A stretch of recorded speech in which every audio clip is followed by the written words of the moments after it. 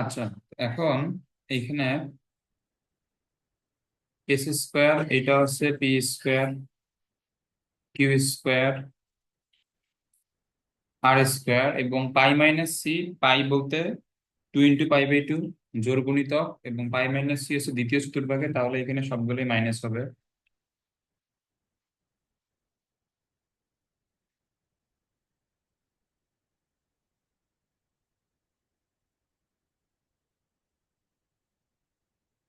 এখানে 2 Q R cos A, 2 P R cos B. ওকে,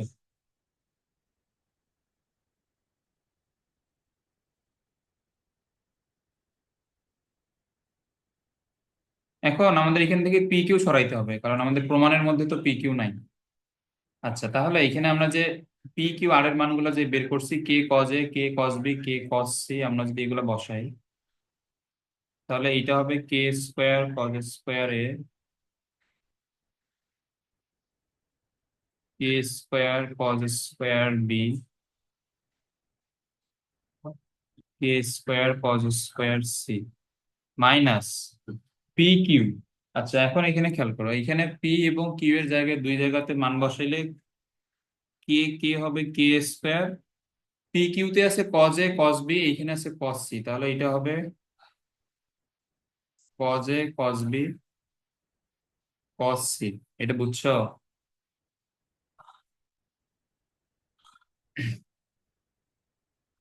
হ্যাঁ। আচ্ছা, এই যে এখানে পরের গুলাতেও যে same 2 K square cos A cos B cos C আসবে, এটা কিন্তু বোঝা যায়। কারণ এইখানে তুমি পরের, এখানে দুইটাতে কিউ এবং আর এর মান যদি বসাও, সেম জিনিসই আসবে, পি এবং আর এর মান বসাইলেও 2 K square cos A cos B cos C আসবে। কারণ এইখানে এখানে একটা কজ এ আছে, কিউ এবং আর এখানে বসাইলে কজ বি কজ সি আসবে, এখানে কজ বি আছে, পি এবং আর এর মান বসাইলে কজ এ এবং কজ সি আসবে। এটা বুঝছো যে আমাদের পরের দুইটাতেই 2 K square cos A cos B cos C আসবে। তাহলে আমি আর হুম। এই দুইটা লিখলাম না। ওকে, তাহলে আমরা এই যে প্রথম তিনটা থেকে এখানে কে স্কোয়ার কমন নিতে পারি, তাহলে এটা হবে cos square A cos square B cos square C. আর এই যে পরের এই দুইটা তো যদি সেম হয়, তাহলে 2 2 2, তাহলে এই তিনটা মিলে হবে 6, 6 K square cos A cos B cos C. এটা আশা করি বুঝছো। আবার এখান থেকে কে স্কোয়ার আমরা যদি একবারে কমন নেই, তাহলে এখানে থাকে cos square A cos square B cos square C, তাহলে এটা হবে 6 cos A cos B cos C. এটা ক্লিয়ার? হ্যাঁ। আচ্ছা, এখন আমাদের এখানে কিছু কিছু জিনিস মনে রাখতে হবে। আমরা এগুলো ত্রিকোণমিতিতে শিখছিলাম, বাট এগুলো যদিও মনে থাকার জিনিস না। এইখানে আমাদের এইটা মনে রাখতে হবে। তো এই চ্যাপ্টারে এমন অনেকগুলো ম্যাথ আসবে, যেই ম্যাথগুলো প্রমাণ করার জন্য আমাদের ত্রিকোণমিতির বেশ কিছু সূত্র মুখস্থ থাকা লাগবে। সূত্র বলতে এটা আসলে ত্রিকোণমিতির একটা প্রমাণ আর কি।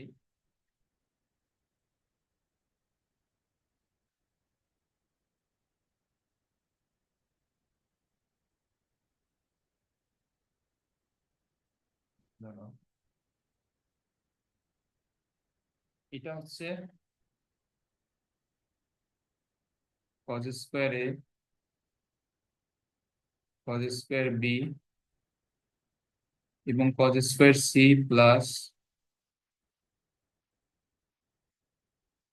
2 cos A cos B cos C is equal to 1। এই এই জিনিসটা আমাদের এখানে লাগবে। আচ্ছা, তাহলে আমাদের শেষ পর্যন্ত এটা কি আসছিল, এস স্কোয়ার সমান আসছিল K square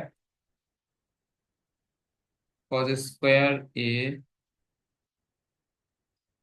cos square B,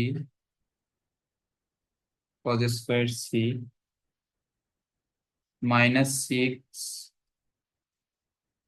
cause A, cos B, cos C, এটা আসছিল। এখন দেখো এই যে এইখানে cos square A B C, এটা সমান কি হবে? 1 - 2 cos A, cos B, cos C, এইটা হবে। আর এইখানে -6 কজ এ বি সি তো আছেই। তাহলে এখন এখানে কি হবে? 2 আর 6 মিলে 8 cos A, cos B, cos C. এখন এটা যদি এস স্কোয়ার হয় তাহলে এস সমান হবে K √1 - 8 cos A, cos B, cos C. এবং কে কিন্তু এখানে ধ্রুবক। তাহলে আমরা যদি এখানে সমান চিহ্ন এবং এখানে ধ্রুবকটা যদি সরাই দিই তাহলে আমরা পাবো এস সমানুপাতিক 1 - 8। এবং আমাদের প্রশ্নে এইটাই দেখাইতে বলছে যে লব্ধি এই যে এটার সমানুপাতিক। তাহলে আমরা এটা তো প্রমাণ করলাম, ম্যাথটা বুঝছো? বুঝছি। হুম। তো এইটা আবার নিজে প্র্যাকটিস করতে হবে, না হলে এগুলো কিন্তু এগুলো এমনিতে মনে থাকবে না। এগুলা যেহেতু প্রমাণ আমাদের ডিরেক্ট আসবে, তো এগুলো প্র্যাকটিস করে করে মনে রাখতে হবে। ওকে, তো কালকে আমরা মানে আমাদের চ্যাপ্টারের ম্যাথ যে পর্যন্ত শেষ করছিলাম, কালকে আমাদের এইখানে 4 নাম্বার পর্যন্ত শেষ হয়েছে। তো আজকে আমরা এখান থেকে 5 নাম্বার থেকে শুরু করি। আচ্ছা, এখানে বলছে যে কোনো বিন্দুতে দুইটি বল এমন ভাবে ক্রিয়ারত আছে যে তাদের একটিকে বিপরীতমুখী করলে এদের লব্ধির দিক এক সমকোণে ঘুরে যায়। প্রমাণ করো যে বলদ্বয়ের মান সমান। ওকে,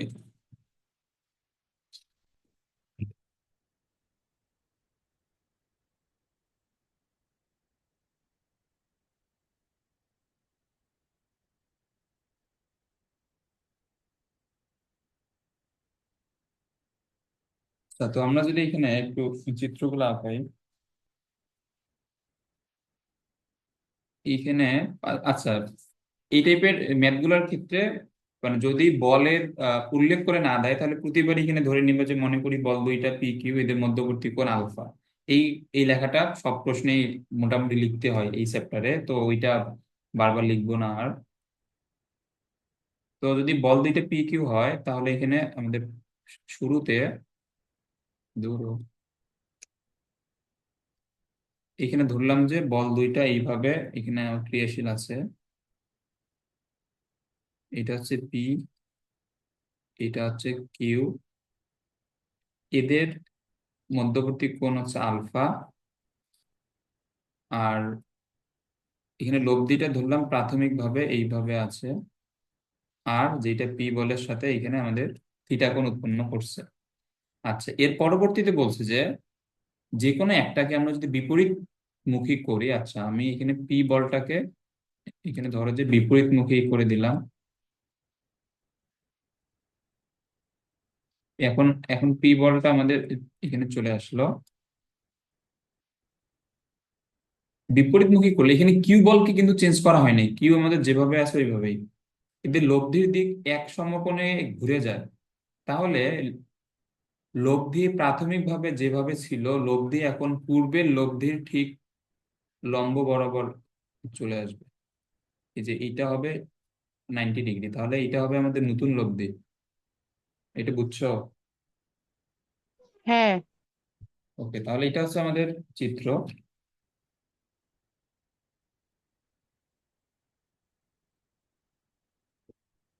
ওকে,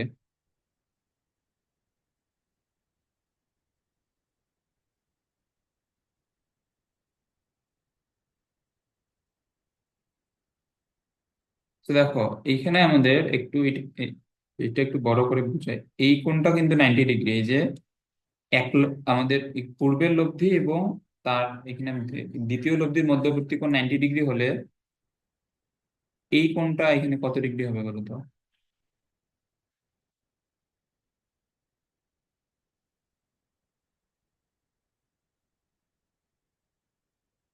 আচ্ছা, এটা আমাদের এখানে সবকিছু বিবেচনায় করতে হবে। দেখো, পি এবং আর এর মধ্যবর্তী কোণ হচ্ছে এখানে থিটা। তারপরে আর থেকে আর ড্যাশের মধ্যবর্তী কোণ হচ্ছে 90। আচ্ছা, এই টোটাল কোণটা আমাদের এখানে কত হইতে হবে? 180 না? হুম। তাহলে এই কোণটাকে আমরা যদি এক্স ধরি, তাহলে এখানে বোঝা যাচ্ছে যে এক্স প্লাস 90 প্লাস থিটা, এইটা মিলে কত হবে? 180। এটা 180। তাহলে এক্স সমান হবে 180 মাইনাস 90 মাইনাস থিটা। তাহলে এক্স সমান কত আসতেছে? 90 মাইনাস থিটা। তাহলে এইখানে এই যে এতটুক কোণ হচ্ছে 90 মাইনাস থিটা। এটা বুঝছো? হ্যাঁ, বুঝছি। এখন এটা আমাদের বের করার রিজন হচ্ছে যে আমাদের প্রাথমিক লব্ধি পি এর সাথে আছে এখানে থিটা ডিগ্রি কোণে, কিন্তু পরিবর্তিত লব্ধি পি এর সাথে আছে 90 মাইনাস থিটা কোণে। আচ্ছা,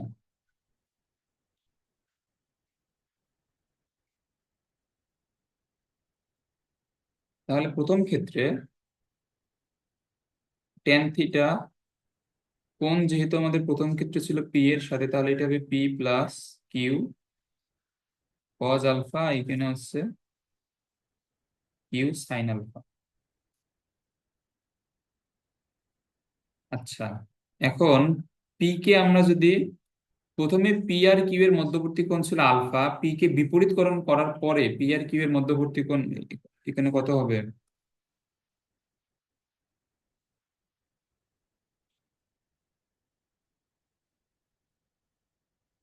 হুম,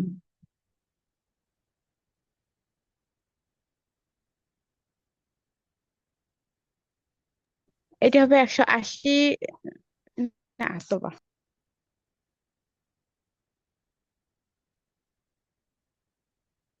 ঠিকই আছে তো। এইটুক কত হবে? এইটুক, এই যে এইটা হবে কিন্তু কতটুক, মানে পি এবং কিউ এর মধ্যবর্তী নতুন কোণ, এই যে এই কোণটা এই যে এখানে কত ডিগ্রি হবে?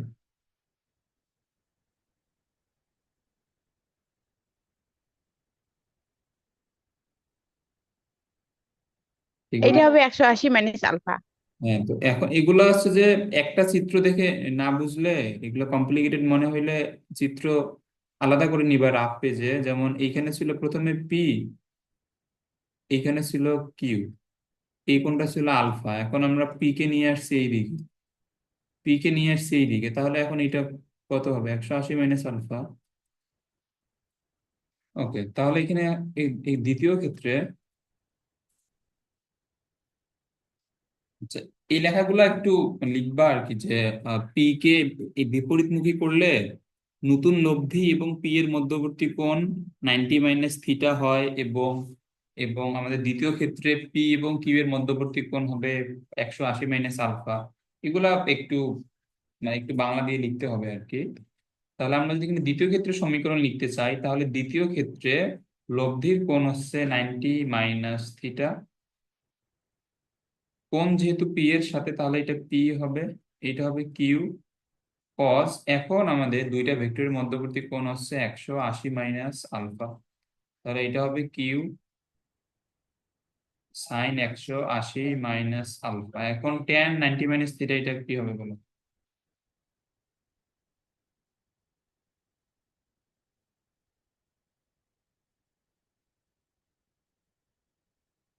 এগুলো এখন তাড়াতাড়ি, এটা হবে কট।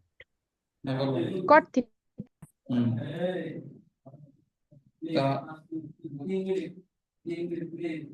তাহলে এটা হচ্ছে কট থিটা, আর এইটা কি হবে?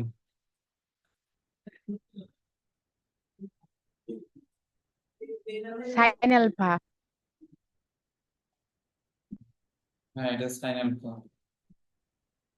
এটা, মাইনাস কজ আলফা। হ্যাঁ, তাহলে এটা হবে মাইনাস কিউ কজ আলফা। ওকে, তাহলে এটা হচ্ছে আমাদের 2 নম্বর সমীকরণ। এখন প্রশ্নে বলছে কি বলয় আমাদের সমান এখানে দেখাইতে হবে। তো বল তো আমরা যেহেতু পি কিউ এখানে ধরে নিয়েছি, তাহলে তো দেখো 1 নম্বর সমীকরণে ট্যান থিটা, 2 নম্বর সমীকরণে কট থিটা, আমরা যদি 1 × 2 দেই, tan theta into cot theta, tan theta into cot থিটার গুণফল 1, এটা আমরা জানি। তাহলে এখানে কিউ সাইন আলফা এর উপর হবে স্কোয়ার, কারণ এখানে দুইখানে কিউ সাইন আলফা আছে। আর এটা পি, একটা পি প্লাস একটা পি মাইনাস, তাহলে এটা কি হবে? P square minus Q square cos square alpha, এটা বুঝছো? হ্যাঁ, বুঝছি।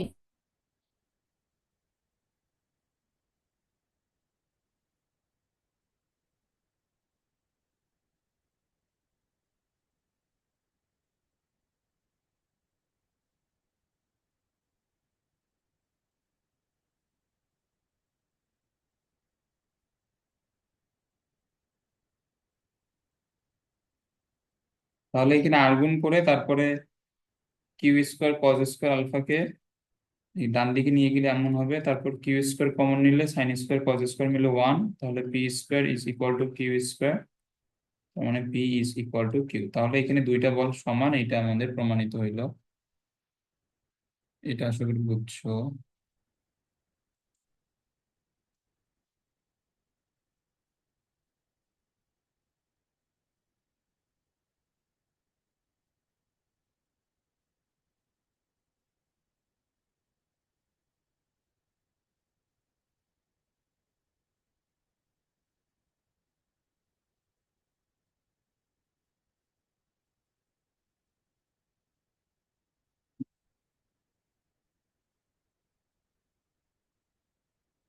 আচ্ছা, এটা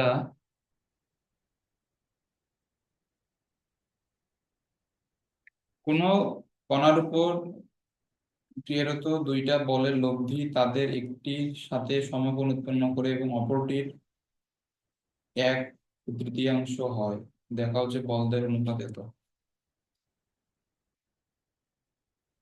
আচ্ছা, তাহলে আমরা যদি এখানে ধরে নেই,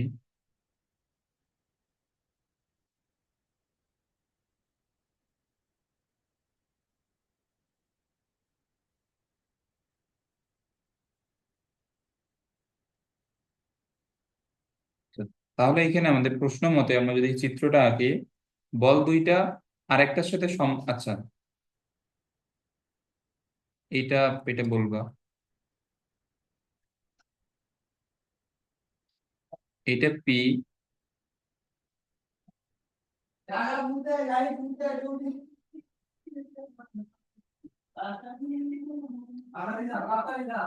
এটা হচ্ছে লব্ধি এক। এখানে পি এর সাথে আমরা এখানে ধরলাম যে লব্ধি সমকোণে আছে। তাহলে কিউ এইখানে আমরা কোন দিকে আঁকবো বলতো?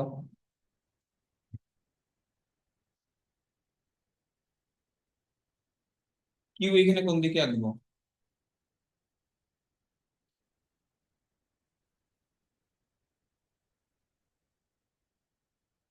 চিত্র কিন্তু খুবই ভালোভাবে আঁকা শিখতে হবে। তো এখন চিত্র আঁকার জন্য ভেক্টরের নলেজ তো মাস্ট। এটা বলো, কিউ এখানে কোন দিকে আঁকবো?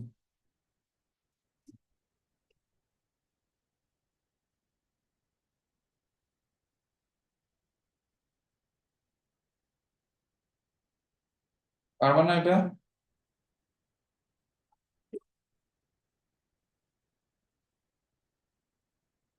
না, এটা তো পারা উচিত। এইখানে পি হচ্ছে একটা বল, আর হচ্ছে এখানে আর একটা বল আমরা আঁকি নাই। এখন এখন যে বলটা আঁকবো, ওই মানে ওই বল এবং পি এর লব্ধি হচ্ছে আর। তাহলে আমরা কিউ কি এইভাবে কি কিউ আঁকতে পারবো? আমি যেখানে আঁকাইলাম এ- না। এই জায়গাতে কিউ আঁকা ঠিক নাই, কারণ এই জায়গাতে কিউ আঁকলে আমাদের মেইন এই দুইটা বলের বাইরে লব্ধি চলে যায়। তাহলে এটা আঁকতে হবে এমন ভাবে যাতে এইখানে আমাদের মেইন দুইটা বলের মধ্যে তাদের লব্ধিটা চলে আসে। এটা বুঝছো? হ্যাঁ, বুঝছি। ওকে। আচ্ছা, এখন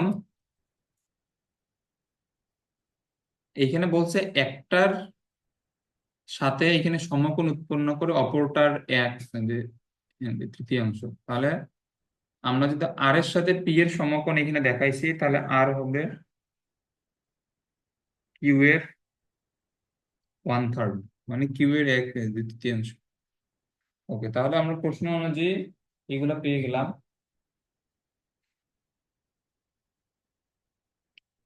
আচ্ছা, তাহলে এখন এইখানে চিত্র দেখে এখানে কি মনে হচ্ছে যে কোন বলটা বড়, পি বড় না কিউ বড়?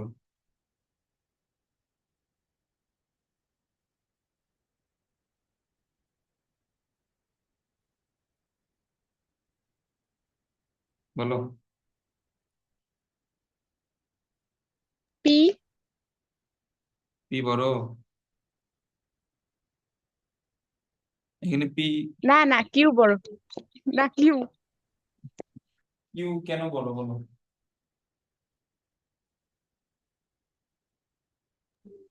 কারণ লব্ধি ওর কাছাকাছি, বল বেশি হলে তো লব্ধি কাছাকাছি থাকে। কারণ লব্ধি যেহেতু এইখানে কিউ বলের কাছাকাছি, তাহলে আমরা এখানে লিখতে পারি যে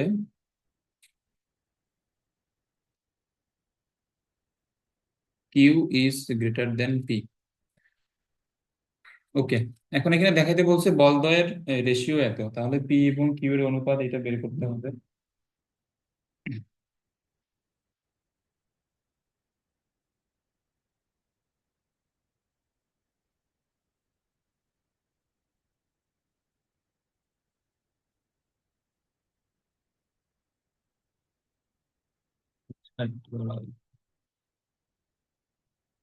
কিউ স্কয়ার। আচ্ছা, আমরা যদি একটা এখানে সমকোণী ত্রিভুজ আমরা যদি বিবেচনা করে নিই, এই যে ধরো বাঁকা হলো। এটা আমরা একটা ত্রিভুজ আমরা যদি এখানে বিবেচনা করে নিই, এই যে এই সমকোণী এই যে ত্রিভুজের এই বাহুটা কার সমান হবে বলো তো?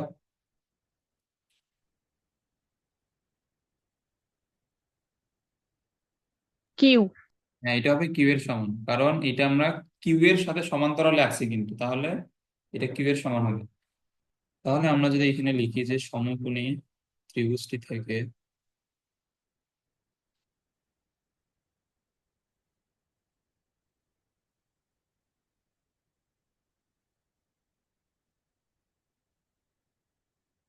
কিউ স্কোয়ার সমান কি হবে? লম্ব, সরি, অতিভুজ স্কোয়ার সমান ভূমি স্কোয়ার প্লাস অতিভুজ স্কোয়ার। এটা আশা করি বুঝছো। তাহলে আর স্কোয়ার সমান হবে Q square minus P square. আর এর মান তো আমরা জানি, Q divide by three is equal to Q square minus P square. P square কে বাম দিকে নিয়ে এসে Q square minus Q square by nine, তাহলে লসাগু করলে হবে nine Q square by eight. P square, Q square কে পি স্কোয়ারের সাথে এনে এখানে ভাগ করে দেওয়া যায়, কারণ ওইটা ডান দিকে গুণ অবস্থায় আছে। তাহলে এটা হবে নাইন ডিভাইড বাই এইট। একবারে রুট করলে P divide by Q, nine কে রুট করলে থ্রি, আট কে রুট করলে টু রুট টু। তাহলে এই বল দুইটা রেশিও পাওয়া যায় three is to two root two. এটা বুঝছো? তো এখন এইখানে আমাদের হ্যাঁ। এই চিত্রটা বোঝা কিন্তু খুবই ইম্পর্টেন্ট, যে আমরা প্রশ্ন থেকে চিত্রগুলো কিভাবে আঁকবো।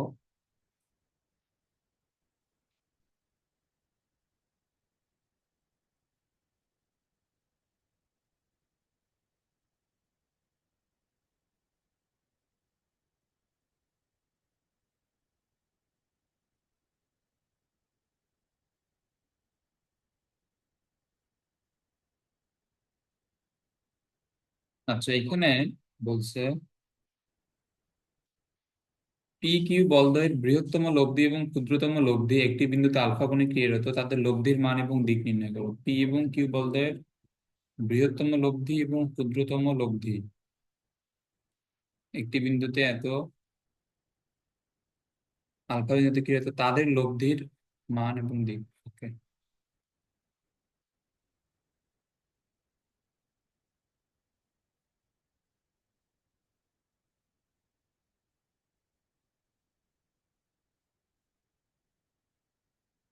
এটা একটু বড় আছে। তাহলে এখানে বল দেওয়া পি এবং কিউ, তাহলে আমরা ধরে নেই যে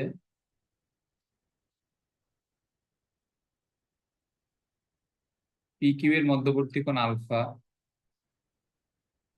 তাহলে এদের বৃহত্তম লব্ধি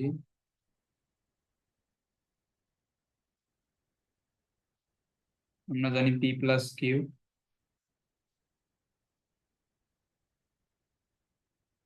এবং ক্ষুদ্রতম লব্ধি জানি পি মাইনাস কিউ। এবং প্রশ্নে বলছে যে এই দুইটা লব্ধি আলফা কোণে আছে, সরি, তাহলে এই দুইটা লব্ধি যদি আলফা কোণে কাজ করে তাহলে তো পি এবং কিউ এর মধ্যবর্তী কোণ আলফা হবে না। তাহলে এইখানে একটা যদি হয় পি প্লাস কিউ, আর একটা হচ্ছে পি মাইনাস কিউ, এরা এখানে ক্রিয়াশীল আলফা কোণে, এই যে প্রশ্নের মধ্যে এটা বলছে। আচ্ছা,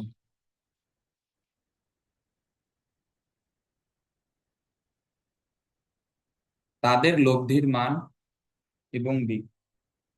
আচ্ছা, এইখানে আমাদের মেইনলি পি প্লাস কিউ এটা একটা একটা বল হিসেবে আছে, এবং পি মাইনাস কিউ একটা বল হিসেবে আছে। এখন এদের লব্ধি আমাদের বের করতে হবে। তো আমরা এখানে ধরে নিলাম এদের লব্ধি হচ্ছে আর, যেটা এর সাথে এখানে থিটা ডিগ্রি কোণে আছে। তাহলে আমরা আর এর সমীকরণ কি লিখতে পারবো? আর হচ্ছে এটা পুরোটাই একটা, তাহলে P square minus, sorry, P square plus Q square, two P Q cos alpha. এটা বুঝছো সমীকরণটা?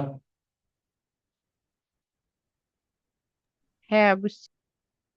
ওকে, এখন এখানে P plus Q square plus P minus Q square, এটা যদি আমরা ভাঙাই দেই তাহলে একটাতে আসবে plus two two P Q, আরেকটা আরেকটাতে আসবে মাইনাস টু পি কিউ, ওই দুইটা বাদ যাবে, মানে যোগ করলে জিরো হবে আর কি। তাহলে এখানে আসবে টু পি স্কোয়ার এবং আসবে টু কিউ স্কোয়ার, তাহলে একবারে টু কমন নিলে এখানে আমরা লিখতে পারবো P square plus Q square. এটা বুঝছো?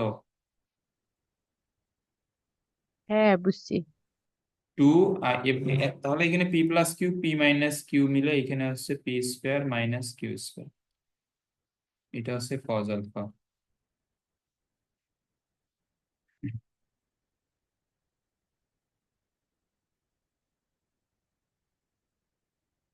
তাহলে এখানে খেয়াল করো, two P square two Q square, এখানে হয় two P square cos alpha, এখানে হয় minus two Q square cos alpha. আচ্ছা, তাহলে টু পি স্কোয়ার যদি আমরা একবার কমন নেই তাহলে হবে ওয়ান প্লাস কজ আলফা, আর একবার টু কিউ স্কোয়ার এখানে কমন নিলে এটা হবে ওয়ান মাইনাস কজ আলফা। তাহলে এখানে টু পি স্কোয়ার, এটা আমরা ওই দিনও আমরা দেখছিলাম যে ওয়ান প্লাস কজ আলফাকে কি লেখা যাবে? Two cos square alpha by two, আর টু এই কিউ স্কোয়ার কে লেখা যাবে, না, ওয়ান মাইনাস কজ আলফাকে এখানে কি লেখা যাবে? Two sine square alpha by two. এখন এগুলা বুঝো আশা করি। ওকে, তাহলে এখানে আর সমান আমাদের এখানে কি আসে?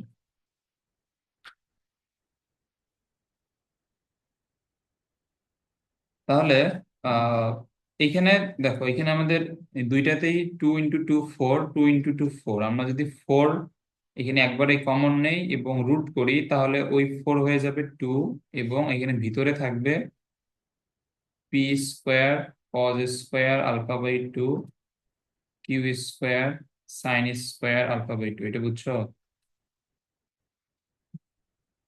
হ্যাঁ, বুঝছি। এটা হচ্ছে লব্ধির মান। তো এখানে লব্ধির দিকও কিন্তু বের করতে বলছে। সেই ক্ষেত্রে আমরা যদি ট্যান থিটা এর মানটা বের করি। তাহলে ট্যান থিটা লব্ধি এখানে কার সাথে ক্রিয়াশীল আমরা এখানে দেখাইছি, পি প্লাস কিউ এর সাথে। তাহলে এটা থাকবে আলাদা, তাহলে এখানে হবে পি মাইনাস কিউ এর সাথে কজ আলফা, আর এইখানে পি মাইনাস কিউ এর সাথে সাইন আলফা। ওকে, এগুলো তো আমরা জানি।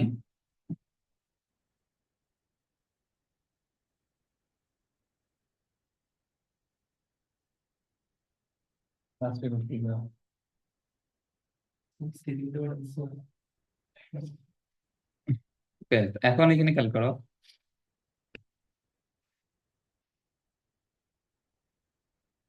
এই জায়গাতে চেঞ্জ করার মতো খুব বেশি জিনিস নাই। পি মাইনাস কিউ, এখানে সাইন আলফা। আর এখন দেখো আমরা এখানে নিচে একটা লাইন একবারে লিখবো, এইখানে শুধুমাত্র পি। আর এইদিকে আমরা যদি কজ আলফা দ্বারা গুণ করে দিই তাহলে হবে পি কজ আলফা। তাহলে আমরা যদি পি এখানে কমন নেই, এখানে কি পাওয়া যাবে, ওয়ান প্লাস কজ আলফা, এটা বুঝছো? আর এখানে সেম ভাবে এটা পাওয়া যাবে ওয়ান মাইনাস কজ আলফা। এই লাইনটা বুঝছো?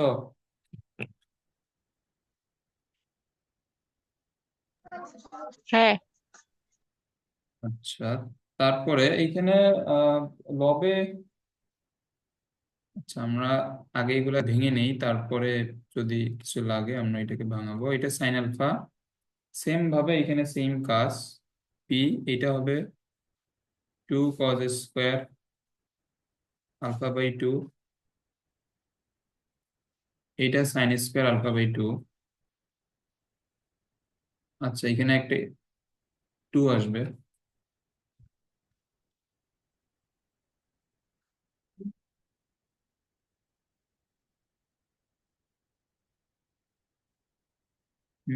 এরপরে এখানে চেঞ্জ করার মতো খুব বেশি অপশন নাই।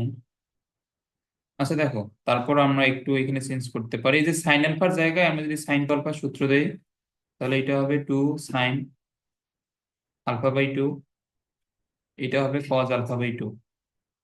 আর এখানে নিচে two cos square alpha by two, এখানে আছে two Q sine square alpha by two. তাহলে আমরা এখান থেকে সবগুলা টু এখান থেকে বাদ দিতে পারি। এখানে নিচে আমাদের দুই জায়গাতে টু আছে, টু এখানে কমন নিয়ে তারপর এই টু এর সাথে এটা এখানে চলে যাবে। এবং তাহলে আমরা পাবো থিটা অর্থাৎ লব্ধির কোণ হবে ট্যান ইনভার্স এখানে যা আছে তাই।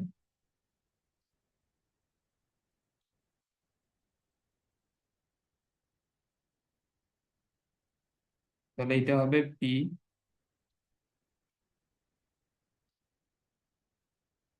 এইটা হচ্ছে কিউ।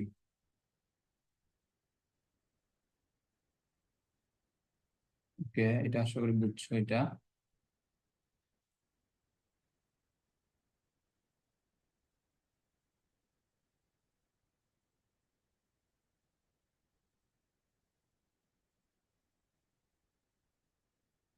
এটাতে বলছে যে কোনো বিন্দুতে ক্রিয়ারত লব্ধি আর কিউ এর মান এত বৃদ্ধি করে লব্ধি দ্বিগুণ হয়, কিন্তু পি কে বিপরীতমুখী করলে লব্ধির মান অপরিবর্তিত থাকে এবং পি বলের উপর লম্ব হয়।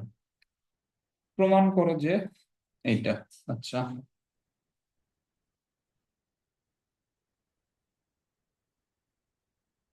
তাহলে শুরুতে পি এবং কিউ আমরা যদি নর্মালি আঁকাই, তাহলে এটা হচ্ছে পি, এটা হচ্ছে কিউ, লব্ধি হচ্ছে এই দিক বরাবর। আর কিউ এর মান দুই একক বৃদ্ধি করলে লব্ধি দ্বিগুণ হবে। আচ্ছা, এখন এখানে খেয়াল করো, আমরা এখানে কিউ এর মানটা দুই একক বৃদ্ধি, এটা তো পরীক্ষার খাতায় তো এটা এটা ভিন্ন ভিন্ন এই কলম দিয়ে এটা দেখানো তো যাবে না, মানে ভিন্ন ভিন্ন কালারের কলম দিয়ে আর কি। তো কিউ ছিল এই পর্যন্ত, আমরা যদি দুই একক বৃদ্ধি করি তাহলে আমাদের নতুন যে কিউ পাবো এটা আমরা ধরে নিলাম যে এটা হবে কিউ প্লাস টু। আচ্ছা, তাহলে লব্ধি যদি দ্বিগুণ হয়, লব্ধির এখানে ডিরেকশন কি সেম থাকবে? মানে এখানে আমরা আর বরাবরই কি এটা টু আর লিখবো?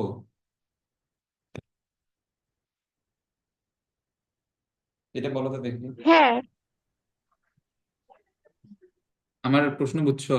যে আমি তো এখানে কিউ যেই দিকে ছিল, এখানে সেইটাকে 2 একক বৃদ্ধি করছি, ওইটা আমি কিউ বরাবরই দেখাইলাম যে কিউ কে 2 একক বৃদ্ধি করার পরে নতুন এখানে কিউ হবে এইখান থেকে 2 একক বৃদ্ধি। তাহলে এখানে বলছে যে লব্ধি যে দ্বিগুণ হয়, তাহলে আমি কি নতুন লব্ধি আর বরাবর এখানে 2r এখানে দেখাবো?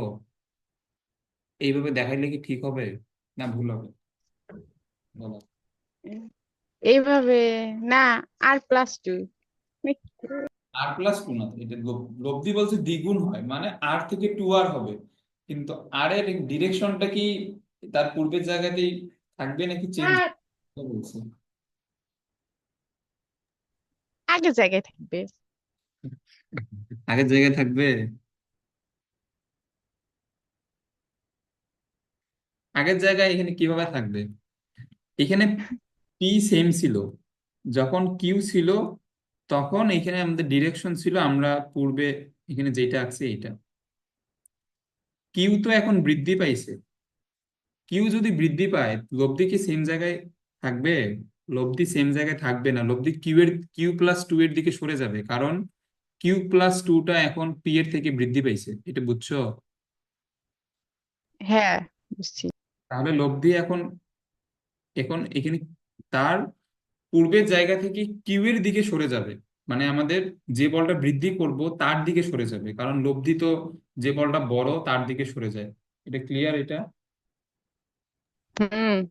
ওকে, তো এইসব জিনিস হচ্ছে এই চিত্র আঁকানোর সময় এগুলো খুবই সাবধান, কারণ এগুলো আমাদের লাগবে এই চ্যাপ্টারের। এখানে প্রতিটা ম্যাথেই মোটামুটি এখানে চিত্র আঁকাইতে হয়, তো এইসব বেসিক জিনিস অবশ্যই জানতে হবে, তাহলে আমাদের নতুন লব্ধি যে 2r, এটা যে বলটা বৃদ্ধি করব তার দিকে সরে যাবে। ওকে, এখন পরিবর্তে এখন এরপরে আবার বলছে যদি পি কে আমরা আবার বিপরীতমুখী করি, আচ্ছা, তাহলে কিউ কে পি কে এখন এখানে বিপরীতমুখী করলাম, তাহলে পি এখন চলে আসছে এইদিকে, লব্ধির মান অপরিবর্তিত থাকবে, তার মানে আর আর থাকবে, কিন্তু এইটা এখন চলে আসবে পি এর উপর লম্ব হিসেবে।